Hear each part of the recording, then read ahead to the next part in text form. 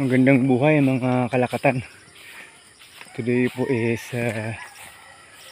September 9 and this is the 11th update po natin dito sa Lakatan Farm, Kuya Brian.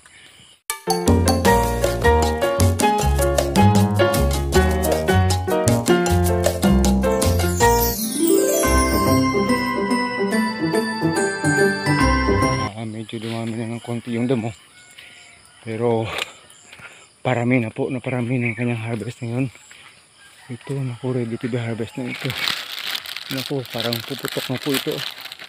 Parang puputok na po siya sa sobrang laki ng kanyang bunga. Oh, grabe. More or less 15 kilos to, aabutin to. Grabe kalaki. Dapat ma-harvest na ito ngayong araw. Dinig ko ngayong araw mag-harvest siya, hindi pa siya dumarating. Maya po konti siya makakarating. Nako, pag sumobra po ito sa kanyang gulang, puputok rin po yan. Yan yung problema. Kung hindi siya puputok, mahihinog po siya. Ganyan po kalaki yung kanyang bunga. Previously ay umabot po ng 150 yung kanyang harvest. Siguro ngayong araw mas dadami pa. Kasi po 2 times a week niyang hina-harvest para po hindi masyadong marami yung kanyang ma-harvest, hindi masyadong mabigat daw.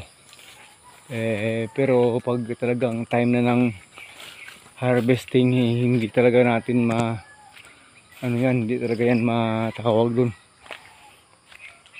Maiwasan talagang ma-harvest na talaga pag talagang need nang i-harvest, mga ka-agri. Ayan, dumami na yung mga old leaves niya, dapat niyang kunin. At may mga bunga na rin ditong hindi pa nabaging. Ito po, dapat na itong mabaging. Nakakata tayo sa ano. Ito po, hindi ditong mabaging. Yan po. Wow, grabe. May dapat talagang harvest ngayong araw. Marami ito, marami. Nakaskip siya tayo sa tawag dun, pagbabalot ng kanyang bunga. Ito, parang puputok yung plastic niya. Sa laki, sobrang laki. Ready to be harvest na yan. Kasi nag-harvest siya nung mga 3 days ago. Sabi, hintayin daw bago makapag adjust. Ito, parang puputok yung plastic na rin. Sabi, kaya po ito, ready for harvest na rin to. Yan po. Ay, dami niyang harvestin. Maraming ready to be harvested.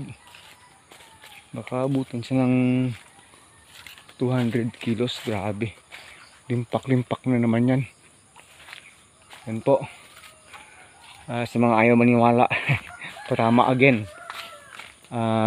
Ito na po yung resulta ng pagtawag doon, pagsisikap sa pag-agrikultura. Hindi naman sa lahat ng oras okay, pero darating yung oras talagang harvesting is coming. At pag napaganda po yung ating sagingan, yung ating lakatan, naku po, tiba-tiba po tayo dito.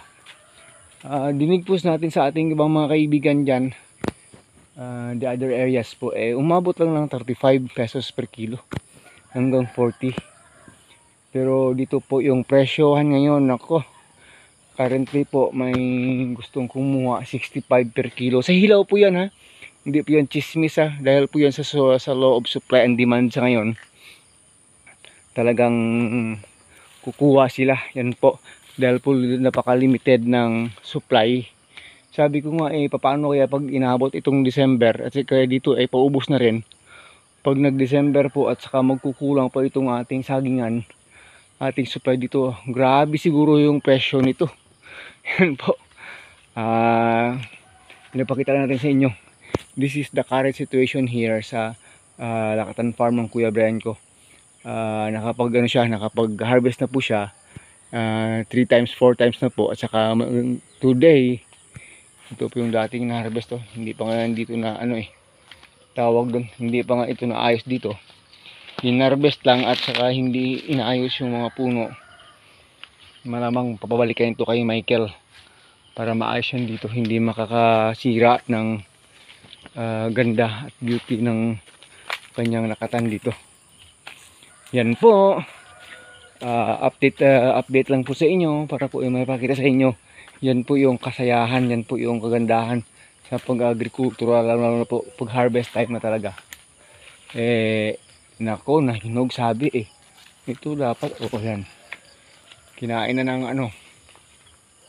Yan po, may nahinog na. Nako. Sayang to, sayang. Dapat ma-harvest na ito mamaya kasi nga nahinog na Yan sabi napagkamahal po naman ang lakatan ngayon. Ito, to be harvested na rin ito. Ayun ako, talagang kailangan lang makuha ito. Mahihinog, ganyan sabi ko sa inyo kanina, pag hindi po na markings ito, malapit na rin itong mahinog. Mag-umpisa lang siyang mag yellow ng konti. Pag may 3 days pa ito, nako, hinog na rin ito. Mga ka-agri. Ay nako. Kaya sayang, napakamahal pa naman. Yung latest po sa hinog, umaabot na po tayo ng 85 to 100 pesos per kilo. Ganun po kamahal yung lakatan dito sa amin sa ngayon. Kalahin nyo naman mga ka-agri. Mayroon ko lang isang buwig nito. Ay nako. Grabe yung ano niya. Grabe yung pera dito. Nagtry tayo mag-estimate dati. Ito maliit ito. Malaki yung bunga pero maliit ito. Mga 10 to 11, 12 kilos lang ito. Ito po, pag nabili po ito ng 65 sa ngayon, akalain nyo naman, mayroon po kayong 10 kilos, 650 na po yun. Kung mag 10 kilos lang ito, kahit bawas pa dito yung kanyang expenses 150, naku, mayroon pa rin kayong 450 na kikitain sa isang puno lang to 500 pesos. Pero ito kasi sobra ito Pag ito sumobra, makakapag net income ka po dito ng mga 500 to 550 pesos. Ito lang po, isang puno. Minsan nakakatawa, yung kaibigan natin dun sa kabila, si Ronel, isang puno lang po. Sa ngayon, nakakapagbenta siya 1,025 pesos isang puno. Ganun. Ano pa yun? Hilaw na yun, hindi pa yun hinog. Kaya sinasabi natin sa inyo, pag na-timingan mo ang ganda ng bunga at ang laki ng bunga at saka presyo, tiba-tiba ka po sa lakatan dito sa amin sa Iloilo. Ganun po yun ka sidhi sa damdamin. Sidhi sa damdamin talaga. So yan po, nagpakita po natin sa inyo, may nahinog na doon, dapat kailangan matimbrihan na siya. Sinabi niya sa akin kahapon mag-harvest siya ngayong araw. Ito 1 week pa ito, 1 week, after 1 week malamang next week mas marami siyang maani. Yan po, ganun po yung situation. Kaya sana na-encourage po kayo, ma-encourage po kayo, ganun po kamahal sa ngayon, ganun po ka-need sa ngayon. At saka dito hindi aabutin ng December, kukunti na lang ito kasi September pa lang ngayon. Ganito na itsura, marami ng to be harvested. Pagdating ng Disyembre, kukunti na lang itong natitira. Within 3 months po kasi ito. Kaya po ito, ready to be harvest na rin ito. Hindi na rin ito pwedeng patatagalin. Kung makukuha po ito 65, 60 na ko. May nahinog na rin Ayan, may nahinog na rin sayang Sabi yan, nahinog na yan. Nakain na ng ibon sa gabi. Ganun. Sabi So yan po, hindi po tayo magtatagal. Maraming salamat po. This is once again your friend Agritechnics TV. 2 puno yung nahinog, nakita na natin.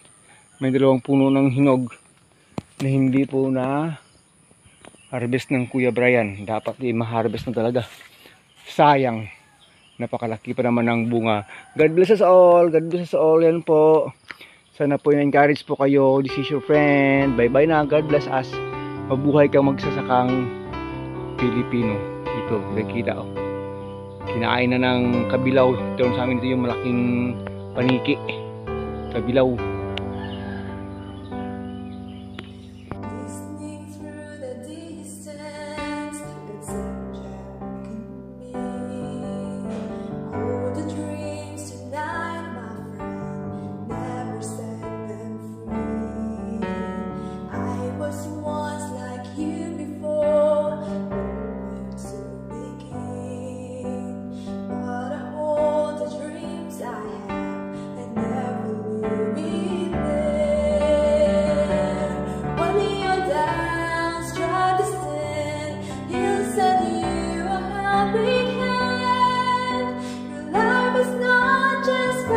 see all the dreams